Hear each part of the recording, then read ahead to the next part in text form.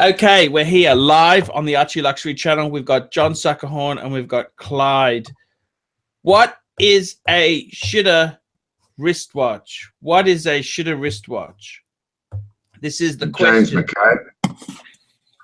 Would you say a James McCabe's a shitter?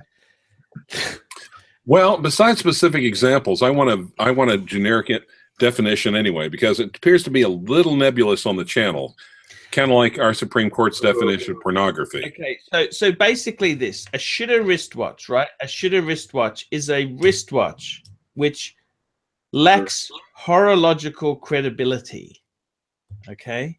It's lacking horological credibility.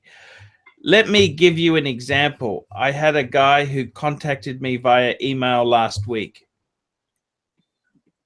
His wife bought this watch as a wedding present for him, right? It's just a generic piece of Swiss shit, okay? And it's actually a triple date, which means it tells you the day, the month, and the date. And it's got a moon phase. So quite a complicated thing, right? Right. It's based on an ETA movement. And it stopped working. The company that made it no longer exists. He's got a quote to get this thing serviced and overhauled for about $800 US. Well, that's almost IWC money. What's it worth? What's it worth? This watch? I said to him, even if it was working, I wouldn't even buy the fucking thing. It's a piece of absolute shit. Absolute piece of generic shit. That's the only words I can use to describe it. So what is a shitter wristwatch? Okay, let's look at this. It's a watch that if you show your wife that you bought, she says, oh, that's really nice. Well, what would you want to ask your wife for? And then, no, listen to me. Then she says, how much was that? And you go, oh, it was 600. Whatever the amount is, it doesn't cause a fight. You walk into your house and say, hey, I just got a new watch. Do you like it? How much was that? It was $10,000. Instant argument. Yeah. So you can buy a Breitling, and it say costs $6,000 and has an ETA movement, and that's not a shitter? Okay, the ETA movement thing doesn't necessarily mean the watch is a shitter. Just because it's got an ETA movement in it, it doesn't mean it's a shitter necessarily, okay? Not necessarily, but what, 99 times out of 100 it is. Well, let's be honest there. With a Breitling, right? Yeah. Is a Breitling a shitter? And the answer is it's kind of, look, I wouldn't be buying one myself, right? But the Navi timer is classic. Yeah, coffee now. I wouldn't be buying one myself, right? I wouldn't buy one myself, right? However, that's not to say that it's a shit watch. Is a Breitling a shitter? They got beautiful. The Navi time is gorgeous. Even an IWC, okay? Yes, I paid too much. Yes, I shouldn't. Well, actually, I don't think I did. I don't think it's that bad. You paid a premium. I paid retail for it, secondhand retail for it, okay? Okay, that's what a dealer would sell it for, possibly, right? That's okay. That's okay. Right. It was sitting in the dealer's window for 6 months, won't it? More, maybe. A shitter itself is a number of factors. It's the brand. It's the movement. And it's also the fact that that watch has no correlation to the history of that brand. So, you know, I kind of think a good example of that, isn't it? That James McCabe watch, that's a classic example. Well, it is a classic example because that's exactly the same way as this watch this guy bought from his wife. I mean, this is so sad because what happened is she loved him. She really loved him. He was a beautiful man. And what happened was she bought him a watch which turns out to be a piece of fucking shit. How much she pay for it? She probably paid $1,000 for it. Oh, well. You feel sorry for her. Why did she buy that garbage? You wouldn't know shit. And I got to tell you the truth there. As far as it goes there, you got insured? What's you that? Could lose it. Huh. No, I don't do that sort of thing because I won't get coverage again.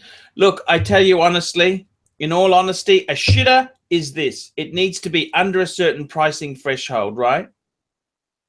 Okay. A shitter, generally speaking, a shitter can be bought new for up to $2,500. Okay.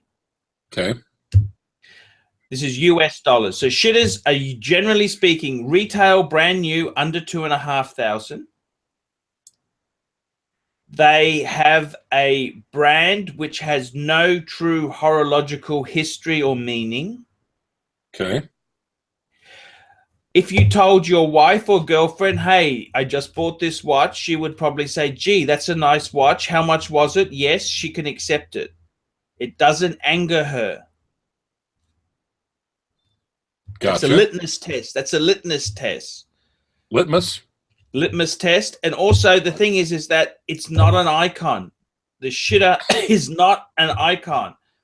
It's a shitter. So you could argue some Seikos are not shitters because they have a brand which has horological presence. You see this? Mm-hmm. But like a Grand Seiko. Well, even some of the lesser Seikos, you could say these are cheap watches. They're not shitter watches. Whereas something like a James McCabe is just tacked on. They've resurrected a name from the past. It's using straight generic bits, no modification or nothing special they've done to it. They're just hanging on yesterday's glories. It's a complete phony. It's phony, Clyde. It's phony. Exactly. It's same as this Longines. That Longines ticks all that boxes too. ETA movement, even though it is gold. That's what I wear. Yeah, but it's solid gold, John. It's solid gold. So would it be shitter? Yeah, the movement is. It's still, because of the movement, I'd never buy a watch like this again. No, but in the time, John, that was still a trendy watch. You understand? Yeah, Longines was a highly regarded brand. Longines was a highly regarded brand for a long time. Oh, it's old school. I could see Don Draper wearing a gold Longines if he could scrape the cash for it. You saw that gold one I had. That was a lovely piece. Which one? The gold sub? No, I had a gold Longines years ago. Oh. No, I didn't see that one. Yeah. Solid 18 karat automatic. It was an automatic. It was just an ETA machine, but it was actually, there was close to 10,000 new. Yeah. But yeah. I got to tell you, guys, I got to tell you this in all honesty. A shitter has no horological significance, no true horological significance. It's all just put together with generic parts. Agreed. Dime a dozen. The only thing that's going to go wrong is the battery. Put a new battery in. So a shitter watch, to clarify that there, it has to be retails for under $2,500. Your watch is very expensive, John, so you're out of that. It needs to have no horological significance. It needs to just be generic parts with nothing contributing to horology. And it needs to consist of just generic, cheapest possible parts. Oh. So does the IWC feel that? No, IWC is very, very legendary watch brand. Yes, they use a lot of ETA stuff, which is not a positive, but some of these really cheap, nasty watches, they're no longer using ETA. They're using another brand, Miyota movements. You know those Miyota movements? They're fucking nasty. What watch did you disassemble on the channel earlier in the week? Oh, that was a Invicta quartz. shelf in Bangkok. What did you end up doing with the watch? I've still got it. I'm putting it into a watch box with other shitters that I'm asking people to send in. Then we're going to cremate them in one hit. Oh, so the Pontiff is going to cast them into the fires of horological hell. Yeah, nice. Awesome. it's exactly it. Yeah, following your idea there. Guys, I'm going to take a coffee break. Let's just take a break. Do you want to come back soon? Oh, sure. Yeah, up to you. John, how are you? You want to let John do the next one, and so we don't watch nerd on him too much, or not? Right? No, I was going to say, do you want to take the lead the next one? Sorry, I've been nerding all over Archie all night. Okay, I'm going to cut it here. I'll be back. Right. Give me 10 minutes. No worries. No worries. Stay on. Yeah, actually,